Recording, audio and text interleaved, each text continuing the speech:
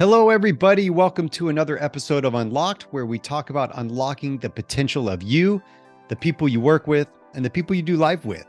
At the time of this recording, I'm offering all of you, yes, my lovely listeners, a free 15-minute communication coaching call. You come with some kind of communication problem, and I give you a solution. My calendar link is in the show notes, so check that out. Today, we are going to talk to Sean Bacon. Not only does he have a tasty name, but this is going to be a tasty interview. I am telling you that he goes off on multiple things here that he's passionate about that we all can relate to when it comes to human interaction and adversity. Protection, comfort, all these things that keep us in this realm of mediocrity, just talking to Sean and gathering his insights and wisdom and passion from what he's talking about, I think is infectious. You're going to agree with a lot of things Sean says, but you can also disagree because Sean wants you to. Sean is all about, hey, how can we open our minds, be uncomfortable, debate, argue, open up conversations, listen, and interact. And that's what it's about. Not playing it safe all the time.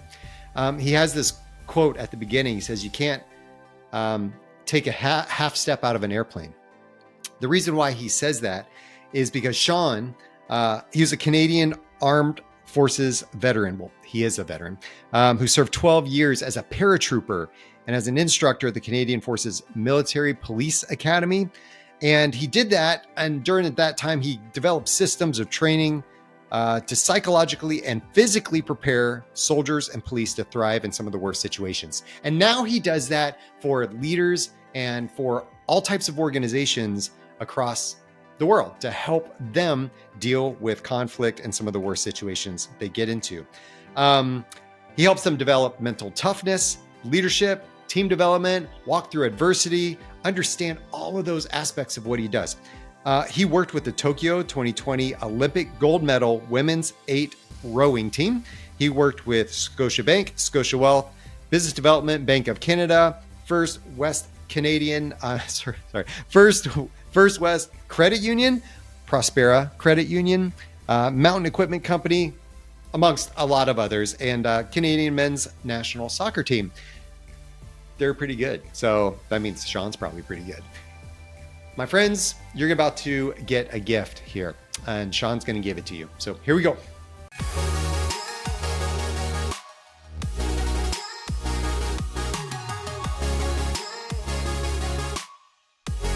Sean, you are awesome. I'm just grateful that you're here. Grateful to be here. You, I don't know. I think the last time we spoke, I was like, okay, you do this, and you did this, and this, and this, and this, and this, and this. And I was like, what in the world have you not done? And so, anyway, I want you to tell my people, like, what you've been doing and how you transitioned into what you're now doing. Started off, I was a 12-year Canadian Armed Forces veteran. In that time, I had the privilege of being a paratrooper. I was an instructor at the Military Police Academy. I taught use of force, firearms tactics. I went back to school as a massage therapist. Did that for a few years. Kind of tripped into this. I was, it's funny, coming out of the military, not a lot of people wanted to hire me. There was a bias or an angst to hiring a veteran at the time. There was another veteran that hired me, and it was in physical training. He knew my qualifications, and a lot of what I do it's between the ears. Training a body is not that hard, but training a mind takes effort. And so that's basically what I did. And then I met my mentors through accident. They saw me doing what I was doing and saw that there was an application in the corporate world. And I do come at it from a very atypical way. And I've been very blessed and fortunate to have great mentors and teachers and guides throughout my military career, my law enforcement career, and then, of course, now through my corporate career. So to be honest with you, I love what I do. I love what I did. I loved being a paratrooper. I loved being a part of that culture. It was fantastic. But I love what I do more. How many jumps you got on you? For Did your parachute never ever not open? I can't say that that is happening because I'm still here. Okay. Um, Yeah. I didn't know if like you fell from so far and then you landed in a bunch of trees and then survived somehow. no, I didn't know if you had some epic story like that. I was just no, prepping you for that nothing, one. nothing like that. No. Okay. Actually, I just did a podcast lately, and they asked me what my craziest paratrooper story was, and it was we were getting doing an exercise, getting ready for a bigger operation, and I was attached to a group called Pathfinder Platoon, and these guys are extreme. They are amazing. Like you could have 60 people go on course. You might graduate 7. They're very high end, high advanced reconnaissance. They build drop zones behind enemy lines, that kind of thing, and then they're ghosts, 80-pound packs. And I got assigned to them, and I was scared because I didn't want to let them down. I didn't want to underperform, and we're going to do a jump, and something happened with the pilot, and the whole plane banked on the starboard side, and I was on the starboard side, and I was second in the door, and the guy ahead of me, Joe, was in the door, and the plane banked, and he falls out, just falls out, and I look over at the jump master, and he goes, "Green light, go!" Boom, we were out. And so instead of having this big, beautiful drop zone, we had this tiny corner of a drop zone. I almost landed on a farmer's house, and yeah, that was the craziest I think I've ever done. I mean, I had a plane bank one time and a passenger plane over, we're coming out over Vegas, over the Rockies or something. And I almost, freaked out myself. No, and I didn't have an open door and like falling from this thing uncontrollably for a minute, and just like, so anyway, I can't imagine. That's pretty insane. Pretty insane. Now, paratroopers have, that's you volunteer. Paratroopers volunteer to be paratroopers. No one forces you to be a paratrooper, and that's drilled into you when you go to jump school. You are a volunteer, and you voluntarily jump out of a perfectly serviceable aircraft, and that takes vulnerability and it takes courage. I've never seen people as vulnerable as paratroopers because they face their fear. I have a fear of heights. You still jump. You make the choice to jump out of the door, and I realized you cannot take a half step out of a door. You can't do a half step out of that airplane. You have to commit to the jump. You have to literally commit to the void and trust. And all these levels of trust come into play. Like I call them my 5 levels of trust of a paratrooper. You got to trust your equipment. You got to trust your training. You got to trust your mission. You got to trust your tribe. And then lastly, and most importantly, you got to trust you. Because once you're out the door, it's all about you and your equipment and getting to the ground safe. And I carry that with me to this day. And you meet a paratrooper and there's this culture, doesn't matter what country they're from. And there's a culture between paratroopers of this can-do, take on the impossible attitude, and then that courageousness of jumping out of a perfectly normal airplane that can land on its own. So that was my big takeaway. So you dropped a couple of really interesting thoughts in there. So I went on I served a mission trip for my church, and they ask you when you go to like you dedicate your full self to this thing. Okay, like you're in the space. There's not a lot of contact at home. Like it's you leave it and then you go to this thing and you are there for the people. You are there for the service. That's what you're doing. I had a very hard time with this. Okay. I was like, and I felt it, especially it was a couple years that I'm out there. And I really felt it in the beginning. Like I felt like I didn't want to leave that life behind because I had friends, girlfriend, music, like soccer, like all kinds of stuff I was doing, school, everything I was doing. And then I had this other foot and this other thing. And I really felt the tension. I felt like I couldn't give 100% to either one because I was there straddling that thing. You said you can't take a half step out of a plane, but I felt like that's what I was doing, and I felt the consequences of that. And until I was able to commit I felt a pull, and I felt this like this tension in me. Is that what you're talking about? Yeah, absolutely. I mean, look, think of anything you choose to do in your life. Uh, you have to commit to it. It comes down when you truly choose to do something, your body rewires itself, it goes. Your brain rewires itself, it goes. Because you've committed to the choice. It's very clear. But when you are in a dispute with yourself, oh, I'm half in, half out.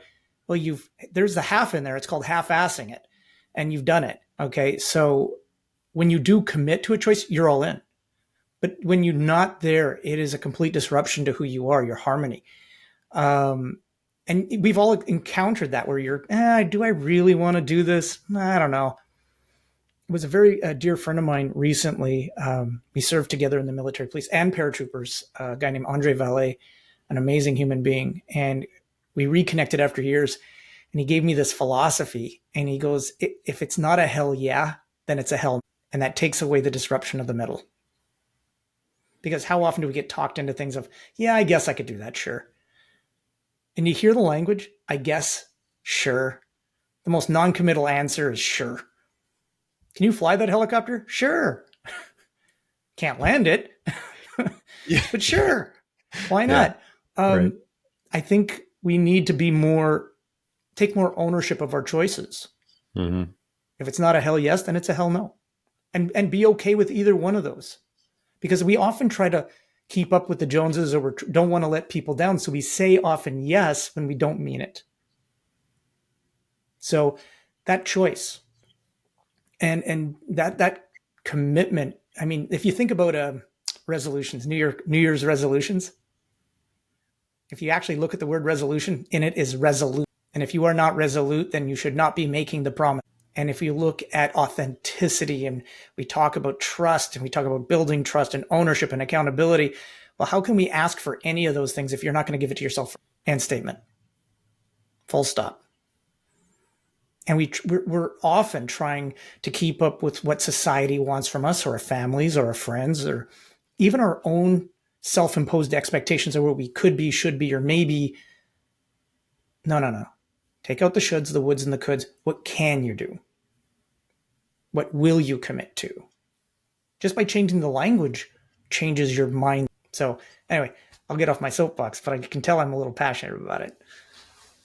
There's a lot of oughts and shoulds. I call them the oughts and shoulds of life. You ought Yeah. to be this way. You should be doing this because you are this, because you're in this role, because of this. You are, and then my whole thing, this whole thing I call unlocked is because people don't have the permission, Mm. right, to do those things that they're built to do, or understand, first of all, the things they were built to do, and then have Yeah. permission to be those things that they were built to do. And Yeah. like we were all designed to be something and to do something. And when we're so busy focusing on what other people want of us, expect of us, then we don't give ourselves that permission because we don't feel like we have the permission from other people. And I think that's one of the biggest disservices we can do to ourselves and to others is like withhold that permission Yeah. um, I agree. to do that thing. We're always often looking for permission from others, and seeking that permission to do these great things or even to get away with something even, okay? Or to make an educated risk or to make a decision. We look for that permission from someone else first, but how often do we give ourselves permission? Okay, give yourself permission to be uncomfortable. Give yourself permission to fail. Give yourself permission to not get it right. Give yourself permission to try greatly and fail greatly. But often we will quit before we. And actually, it's funny about that because, and I've said this many times, people don't choose to fail, but they do choose to quit. You can get everything right, still fail. And the beautiful thing about failure is that lesson, that gorgeous golden nugget of lessons in there that you can't get in any other learning. Failure is the ultimate teacher. However, we will quit. We will choose to quit before we fail because we don't want to look bad or we don't want to lose face or we don't want to seem diminished. And then when you do choose to quit, usually what follows it, and not always, but usually excuses and blame. Okay, here's a great example. I got asked, and every year I do something that's that scares me. That makes me uncomfortable because I can't sit here and talk about it and teach it if I don't do it myself. I believe in leading from the at least as often as I can anyway. And I got asked to do this event called Everesting 29029. And what it is this event that goes through the United States and just recently in Canada, where you have to climb a mountain repeatedly until you hit the accumulated elevation of Everest, which is 29,029. And when my buddy and I, he invited me, it was a gift to me for my 50th. Apparently he doesn't like me very much. But no, it was a tremendous gift. And we were going to do it together. And then the pandemic hit. We couldn't do it in the United States. We tried again in the United States, same thing. It was the border issues and the pandemic and the COVID. And then all of a sudden it opened up in Whistler, BC. Boom, we're in. Great. It's 8 ascents of Blackcomb. I got into my 4th ascent and the weather's changing. It's getting dark. We start at 5 a.m. It's dark. And already in the 4th ascent, it's getting dark again. You have 32 hours to complete it. And I'm just past the first aid station. And I felt my left Achilles go pop. Felt like a guitar string.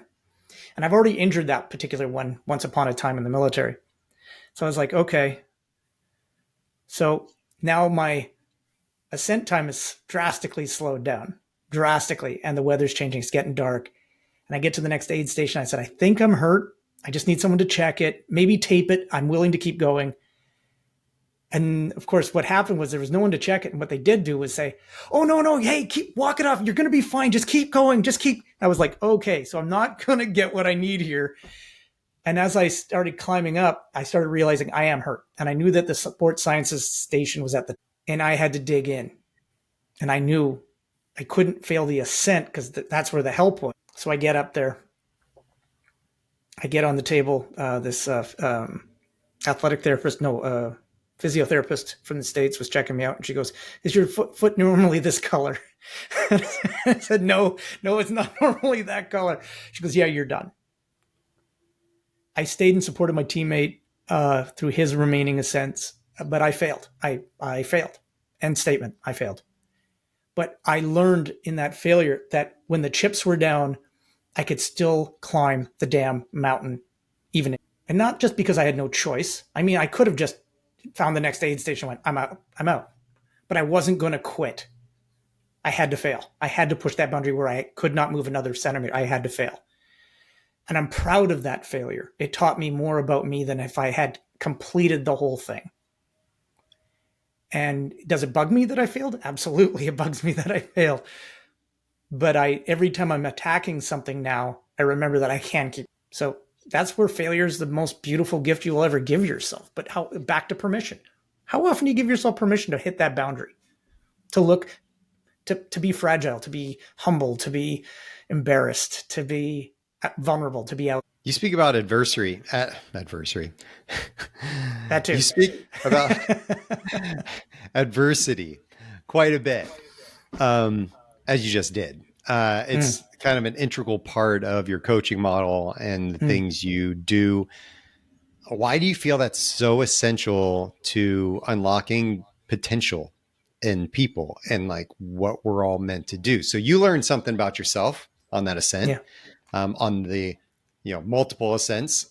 What did you learn? Why do you think that adversity is so instrumental in unlocking who we are? Well, it's interesting. Adversity provides learning that nothing else can. It tests your character, it tests your body, it tests your mind, it tests your spirit. The thing is, when you look at the adversity of people behind us, our fathers, our grandfathers, our grandmothers, our great-grandmothers, our great-great-grandfathers, the people behind us, and you look what they've been through and you go, oh my God, that's amazing. I mean, my maternal grandfather immigrated from Portugal by himself 2 years ahead of his wife and children. Back in no computers, you couldn't pick up the phone and call her. Okay. It was airmail letter. And what every generation has done is we constantly say, and I've heard it, that you will make your children's lives better than yours, that you will never do a certain thing or put them through a certain thing that you had to go through. because it was uncomfortable. It was adversarial. And in doing so, we've deprived them of that beautiful scar tissue that builds us into the people that we are, that can rise above conflict and adversity and problems and self-doubt. See, we lack that adversarial scar tissue, and we almost overprotect the next generation. We'd wrap them in bubble wrap and treat them like a Fabergé egg. And we're doing that generation a disservice.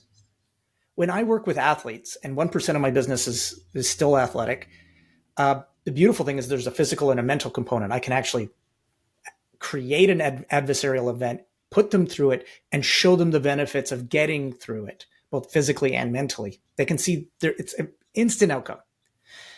However, non-athletes, corporate people, business people, leaders, it doesn't matter who you are. To put you through a mental adversity, that's way worse.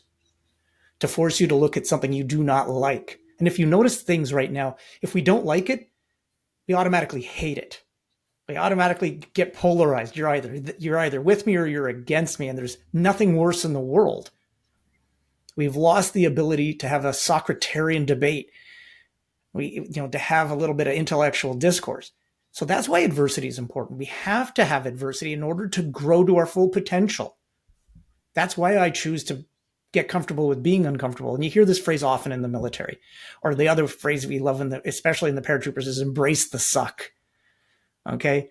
When it's raining, hell yeah. When it's snowing, hell yeah. It's horrible.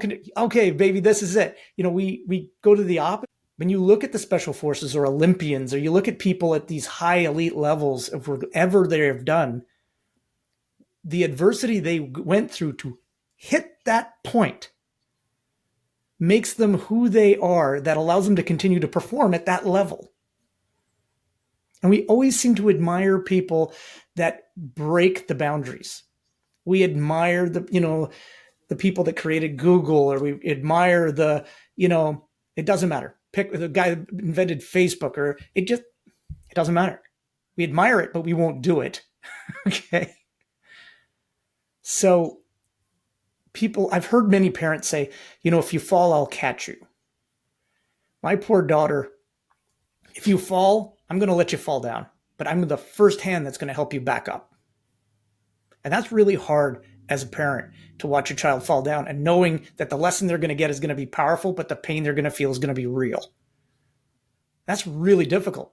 It goes against even my nature, and I deeply care about my children. So when I work with people, yes, I create adversity that they need to get through so they can get to that point beyond where they are. And there's only one gate and only one gatekeeper, and that's adversity. And we are naturally wired to avoid it. Our brains are wired not to dive into that stuff, because that means I'm going to die soon, maybe.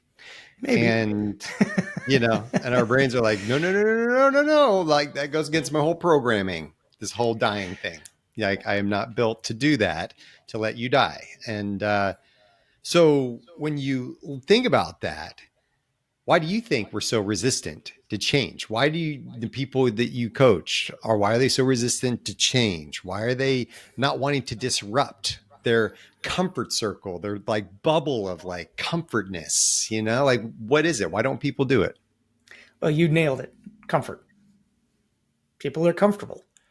No one wants to stop being comfortable, and nothing will make you more uncomfortable when things are out of your hands. That's why I get a kick out of the weather. The weather's always been it's been as unpredictable as it's ever been for since the earth was the earth. Okay. Go ahead, predict it, knock yourself out. We're getting better at predicting it, but to be honest with you, it's going to happen. So what's the number one thing we complain about? The weather, the thing we can't control. Or politics, number 2 on the hit list. Politics, I can't control it. Yeah, well, at the end of the day, we're constantly trying to control things. And there are things that are beyond our control. We love being comfortable. We adore. How many of us, there's a lot of people out there that are willing to be uncomfortable. You see it all the time, people doing Ironmans or triathlons, or they'll do the ice plunge, or, the next big fad or whatever. People are willing, they're excited to try, but on their own terms. Okay. On their own terms. Otherwise, they're very happy at being comfy. Okay. I guarantee you that my former athletes or my former soldiers or police that I used to train, yeah, I'm probably not their favorite person in the world. But to say that I'm proud of them and what they've achieved and that I was a piece of that journey, damn straight. Absolutely. The thing is, though, we've become very prosperous as a people. And I'm saying that as a first world nation, of course. Because as a soldier and you get to travel, you get to see other cultures. We are very lucky. We are incredibly privileged. And I say that in the best possible way. It is a privilege to live in this country. It really is. Because I've been to countries where if you have an opposite opinion, you're going to disappear. Okay? Or you have to go down and get water. It isn't just coming out of your tap. Or you do have to leave the house to poop. Okay? Or you do have to, you can't just go to A&W. Okay, it's not going to happen. Or gee, I'm craving Thai food. Here we can get anything we want on tap. And I think that's made us a little soft. Now, am I glad that I live in this country? Absolutely. Am I proud to be Canadian? Absolutely. However, if we do not take the time to assess and figure out how to invest and how to make things better, and better means adversity, then things are not going to get better. They're actually going to either stay the same or worsen because we're so comfy. And the problem is right now, if we could just get to the communication piece of discomfort and have an intellectual discourse that we disagree on and still have a civilized conversation, I think that's the number one place to start. Is we need to listen differently, respect differently, communicate differently. We start there, we can start changing adversity on a bigger scale. My 25-cent opinion. Well, it would no, it's at least 35. I'll give you 35 before taxes.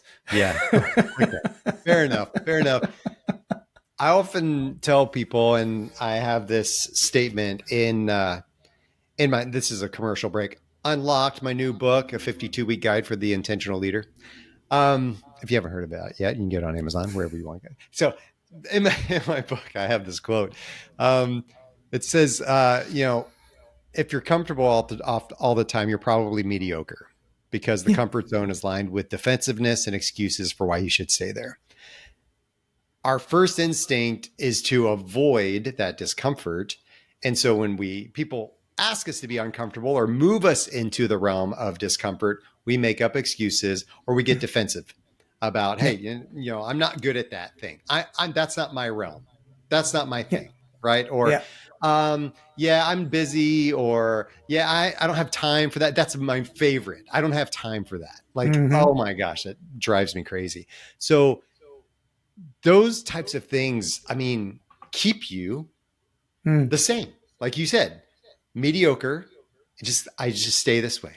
And then I complain that I'm not advancing. Then I complain that I'm not getting a raise, or then I complain that I can't find any other good people around me. Right. Because I'm probably hiring mediocrity if I'm also mediocre. I don't know. It's like just my. Well, there's a theory on that. When you have a fear-based leader, a person that it's, they're fearful they're going to be supplanted or surpassed, they will hire to their own level of incompetence. And thus, you now have a silo. They'll hoard information, hoard communication. They won't be collaborative. They'll be highly defensive. And they'll only bring in people that aren't a threat to them. One of my mentors once told me, if you're the smartest person in the room, you're in the room. Take the time to bring in the very best in whatever field that they are into your team, and let your team true diversity in thought and profession and execution. Now you have a team that you can take the leash off, and they will do extraordinary things, because they will challenge your ideas. They'll even challenge the way you wanted to do it, because we all have an idea of how we want it to happen. But sometimes it's those other voices that come into choir, into harmony, that allow us to see it different. So, or to do it the same, but just slightly in a different frequency. Who knows? At the end of the day, though, we are not engaging the best people. And we're often now, especially societally speaking, We're polarized so much that we're galvanizing to only people that agree with us, period. We're at a point now where if someone disagrees openly, they'll get fired. Where's the psychological safety in that? I mean, I want you to disagree. I gave up 12 years of my life so that we can disagree, so we can have freedom of speech, so that we can have. I often will take the devil's advocate position, the opposite position in a conversation, even if I agree with you, just to have a better conversation. Oh, my wife and you would not get along. I mean, I get along with my wife, but she hates it when I do that. I'm telling you, man. I'm just like, no, I totally get it, but I'm going to argue this other side. She's like, oh my gosh, why do you have to argue with me all the time? I'm like, I'm not arguing. I'm debating so we can both be more educated about the topic. So. And challenge ourselves. And challenge ourselves. I have some colleagues in the UK, in Birmingham, and they're both PhDs. They're both very learned men. They're lecturers, and to have a dialogue with them is actually an exercise in civility in discourse, because they will actually say, they'll listen and they'll go, well, I would argue, and then carry on with the argument. So they are telling you right to your face explicitly, well, I'm going to argue with you now. I would argue that, pause, blah, blah, blah, blah, blah. Then there would be a pause, a listen. Okay, I hear you. And then they'd paraphrase. I hear you saying this. However, I would challenge, pause. and there's this sort of format that goes on. And I sit there and go, wow, that's really effective. It's a little funny, but it's really effective because they're actively listening to each other. They're not putting their emotional state into the debate. And that's the funny thing, is that when we become emotional, we're using the wrong part of our brain. We get an emotional hijack or an amygdala hijack. We go to fight or flight. We double down on that emotional state versus disengaging from the amygdala, going back to your prefrontal cortex, where we can now have a strategic or tactical or operational debate. But why are we doing that? Why are we like retreating from that thing? Well, you don't want to. One is fear. Okay. Absolute, abject, and end of statement fear. But no one wants. I'd rather have people agree with me, wouldn't you? For the moment someone disagrees with you, people now are taking it more as a personal attack on them and their belief system. We've now gotten into belief systems and truths and gotten away from facts. You can have 5 different people and have 5 different truths, very authentic truths to each and every one of those 5 separate people that are completely in contradiction with each other. But a fact is immutable. It's evidentiary. But you'll often hear arguments, well, this is my truth. Well, where are the facts? See, and that's when you hear intellectuals argue, they'll often bring in the fact, and then they'll debate it on that level. We as human beings societally often argue emotionally. And then we watch those emotions escalate. And when you have an emotional escalation, we accelerate. That's why aggression and aggressive conflict escalates so fast. It goes from a few words to, what the hell happened?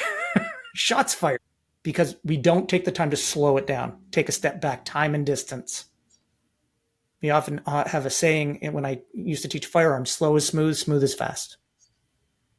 So why not apply that to your self-recognition of your emotional state? That emotional intelligence starts with you. Hey, I'm angry. Why am I angry? It's okay to be angry. There's no problem being angry. Be angry. But why are you angry? This bothers me. Okay, great. Why does it bother you? Is it because you're wrong? Is it because it challenges your thinking? Is it because you're right and you might be a little inadequate, not wanting to have someone challenge you? It could be 1,000 different reasons, but at the end of the day, you have to look at you first, authentically at you, and going, why does this bug me? When I hear people say, I'm offended, okay, great, thank you. Now what? Well, you have to do something about it. No, I don't, actually. You're offended means it's you. You're offended. Ask yourself why you are offended, and then let's have a conversation about that. When I find myself being offended, and I make this running joke that I'm an ex-cop with a name like Bacon, you can't offend me. Okay, I've heard everything. That's not true. I get offended. But then the first thing I do is I don't lash out at the person that's done the offending. I go, okay, so why did that offend me? What about me doesn't like that? And what can I do about it? Where's the conversation in the, versus the expectation and the expectation's a good as word of as any is. Where's that expectation that somehow everything's got to change because you're offended? How did we become so special? A lot of things offend me, but at the end of the day, it's about harmony. It's about collaboration. Okay, why did it offend me? What can I do about it? What can I change? What can I change about me? What can I change about this situation? That's growth. There's more discomfort. There's more adversity. But because we have this inherent laziness towards it, no, period. That's just my truth. I've had that said to me but that's my truth. And now what? What are we going to do with that? Okay. There are people that I do not agree with, but I highly, deeply respect. Deeply respect. I don't agree with at all. Okay. But we've lost that ability to separate those two things. You can disagree and still highly respect someone. And I don't want you to always agree with me. And I don't want you to, pander to me and say, oh, yeah, you're absolutely right. No, I want you to disagree with me. Bring it to my table. Let's have a chat. But are we listening effectively without that emotional compromise? And I find that that's often when I'm dealing with people, I have to think about how the person hears me. How often do we think about that? How is this person hearing? So when I work with people, especially in adversity or mental toughness or resiliency or disruption, it always comes back down to communication. It always does. And I got the best job in the world. I'm a professional provocateur. I get to poke the button. I have the best job in the world, professional shit disturber. But I get to poke the button. Okay, so what part, and then ask the question, the obvious question, be explicit in asking it. So what part of that bug? So I think if we can get to that point where we're listening to each other differently, you're going to see a lot of conflict pull down. But that's a big ask, isn't it? It's a big ask to ask a lot of people to listen differently, not to put in their biases. And biases are just your experiences. That's it. You have one bad experience, therefore everything is bad on that thing. Meet one bad cop, they're all bad cops. One inadequate doctor, they're all stupid. One bad politician, okay. But you get you get the idea. That's what happens to us. We kind of wrap everything in one big little gift and put a big bow on it and say that's the way it is. It's not the way it has to be. I hear a lot of stuff you're saying, like, because it's easy. Like, yeah, because it's easy. It's a lot of the, like, if I have this one train of thought and I just glide on that thought and I don't have to change my thinking or think about how to debate you, then it really just becomes easy. Like, I can just stick to that and I just say that's my truth and that's it. Yep. If I hire people around me that are not pushing me to be better, then it's just easy and I don't have to worry about it. Yeah. I mean, if I just kind of put my hands up in the air and just say, that's just the way I am, it's easy. Yeah. You love that statement, don't you? I mean, it's like a lot of the things you're talking about are just like people that are just used to, they've either grown up in a culture of easy or they just like it and they just want to stay there because they don't want things to be hard. And that's fairly normal. I love it when things are easy. No, I love it when things are easy. I mean, come on, who doesn't? Yeah, hit the easy button. But I think it behooves us to grow as human beings. We need to challenge ourselves. We need to challenge our thinking. We need to challenge our own inadequacies of when we're disagreed with. It's not an or, it's an and. I think at this point in time, we're in this remarkable time in history where we have a lot. And I think we take a lot of it for granted. And if we do not take the time to help each other, to grow as people, to become stronger, to have more resilience, we're headed for a place where it's going to be forced upon us, meaning that nature will take its course and put us through something where we're going to have to grow, period. COVID was a great example of that. Okay, the pandemic, great example of that. Okay, bang, something happens. And then some really bad leadership choices happened globally, and we had to deal with it. And nobody was happy. And a lot of people were scared. And now we're on the other side of it. We're still talking about it.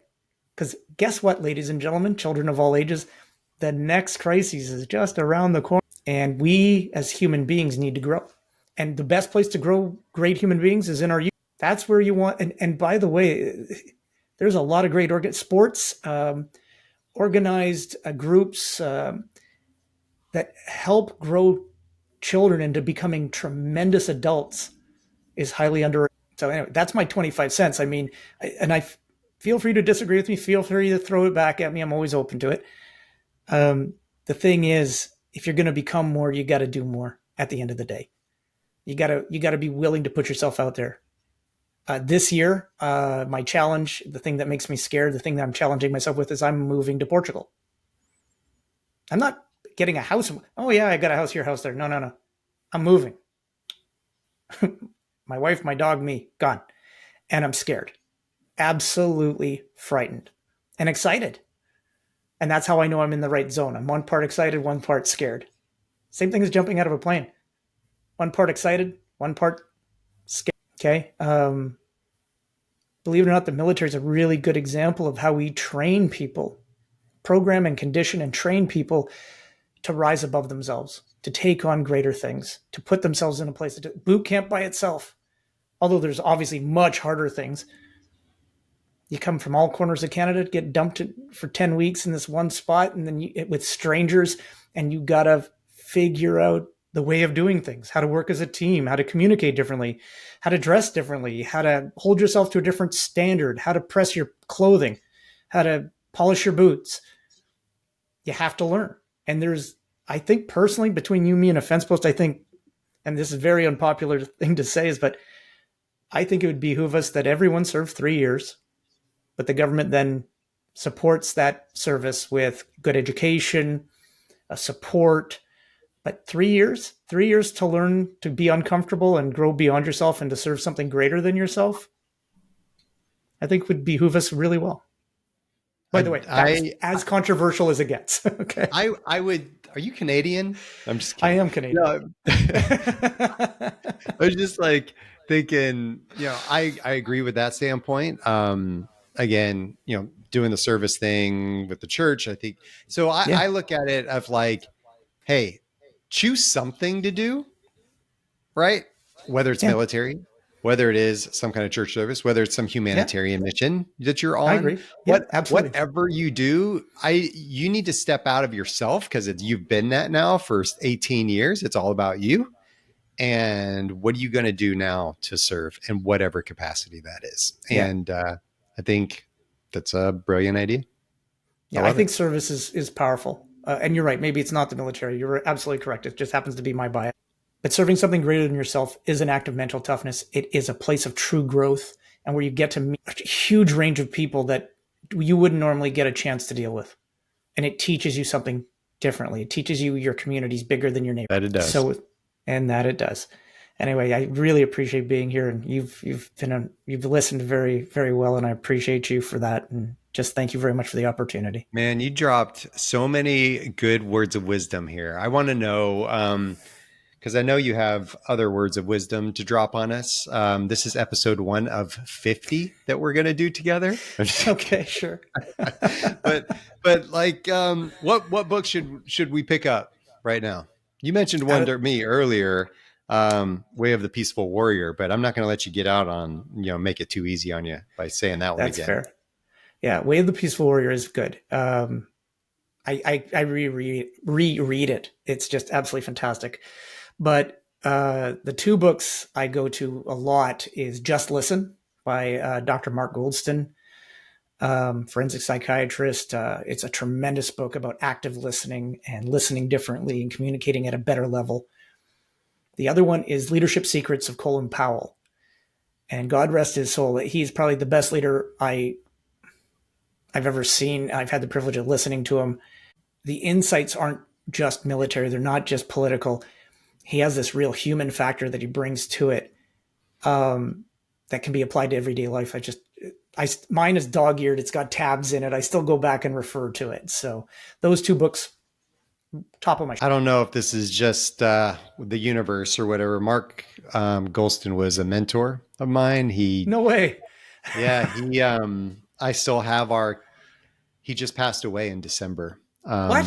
Oh my God. Yeah, you didn't know. I didn't know. It was he went for a procedure. He had cancer, went in for a bone marrow transplant and had some complications from that and passed away like New Year's Eve, literally, and crushed a lot of people in the community, gave so much to the world. I still have our meeting on my calendar and I'm not taking it off. I said, that is my time to learn from Mark, whether he's here or whether he's not, to read his stuff, watch his videos, whatever I can learn from Mark. Brilliant man. Yeah, I love absolutely. that you mentioned his book. Honor him and appreciate everything he did. So, matter of fact, his book, when I do executive coaching, those two books I mentioned are mandatory reading. And because that's how valuable they are. And each of us have something like that in us that we can provide to the world. Mark's was that, and it was prolific, but we each have something. And I'm proud to be able to refer to those books. So get out there, read it. Trust me. That's cool. Hey man, where can we find out about you? What do you want us to do? Website. I have my website. What are we doing? Website, www.dynamic-shift.com. And please feel free to check me out on LinkedIn. A lot of what I have is there. And otherwise, just reach out to me. I'm always happy to hear you. Beautiful. Dude, I knew this was going to be good. I knew it. You were so fun to talk to in our initial call. And I knew this was fun too. So maybe we'll have some more fun. Maybe I'll have to go visit you in Portugal sometime. I think you should. All right, buddy. See you, Sean. All right, brother. Take care. We don't choose to fail, but we do choose to quit. We're so afraid of failing that then we quit. And then people look at us that way. You can have your pick. Either I fail and I learn something through that process, and it may be hard, and it probably will be hard. Or I can go and quit, take the easy route, and then reap the consequences of that. So you have a choice. It's that short-term pain for long-term gain. A lot of us avoid the short-term pain and ultimately reap the long-term pain from that because of the things that happen. It's a problem. And I think that I love that statement. Adversity, it teaches us things that other situations won't. How much are we embracing it? Don't deprive people of their scar tissue. This was cool. Like this whole concept of the scar tissue thing of how much are we protecting? My daughter goes to the gym with me, and she came home last night and she goes, "Ooh, look, Dad, I'm getting calluses on my fingers. I'm getting calluses, And I was like, look at that. That is through adversity that you're getting those calluses. Okay. There's growth happening there and acknowledgement. And are calluses the most beautiful thing in the world? Probably not. Do they feel the most wonderful to other people? No, they probably don't. They feel like sandpaper, but they protect us. And through adversity, we build that scar tissue, the calluses on our hands. Let's create some discomfort in our lives. Let's make sure that we are just uncomfortable enough to continue to grow, to make sure that we are pushing ourselves, embracing adversity, and understanding why we're shying away from certain hard things. What's the tendency that's happening there of why we are shying away? So thank you, Sean. Thank you for being on the show. Thank you for your service, and I appreciate you. If you want to find out more information about me or check out the show notes where there's going to be more information and links to the things referenced in this episode, visit SkotWaldron.com. And lastly, I'm asking for a little bit of love, just a little bit. So please take a moment, follow, rate the show. The algorithms like that. It helps me get the word out. I really appreciate it. Thank you. And until next time, stay unlocked.